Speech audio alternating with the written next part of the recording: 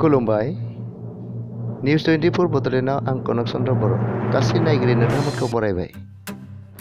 दिनैनि ब्रेकिं रादाबाव आं मोनसे रादाब लाना फैनो नागिरदों। जायफोरा आसामनि बायजोआव थांनानै खामानि मावहैनाय गथ'फोरा नैबे लकडाउन समावहाय आलाय सिलाय जानाय सानै गथ'फोरनि खुथार खावलायनाय बेखौ आं नोंथांमोननो दिन्थिनो आखायाव लाबाय।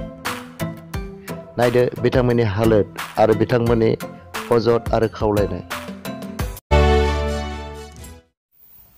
खुलुमबाय आंनि नामा ध्रुव बसुमतारी। जों तामुलपुरनि जोङो मुम्बाइआव मोनसे कम्पानियाव खामानि मावोमोन साथामबो। ओमफ्राय जोङो न'आव फैनो होननानै फैबायमोन, न'आव थांनो होननानै। ओमफ्राय फैनानै बेयावनो लामा ससेयाव ट्रेना बन्द जाना होबाय। बन्द जाना होनानै दा जों इथिंबो इथिं थांनाया जाना दं। जानाय लोंनायनिबो बहुत प्रब्लेम जागासिनो।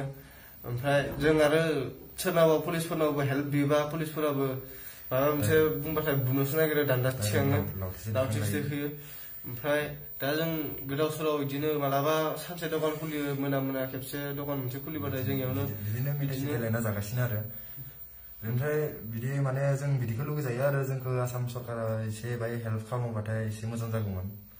जोंनि बड'लेण्ड माबायाबो जों बिदिखौ लुगैयो आरो।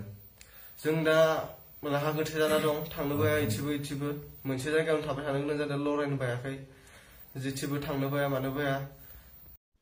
दिनै निउज 24 बड'लेण्डआ खावलायदों आसाम आरो बड'लेण्ड सरकारखौ बेबायदिनो गोबां गथ'फोर खामानि मावनो थाहैनाय बिथांमोनखौ लाबोनायनि राहाखौ खालामनो थाखाय।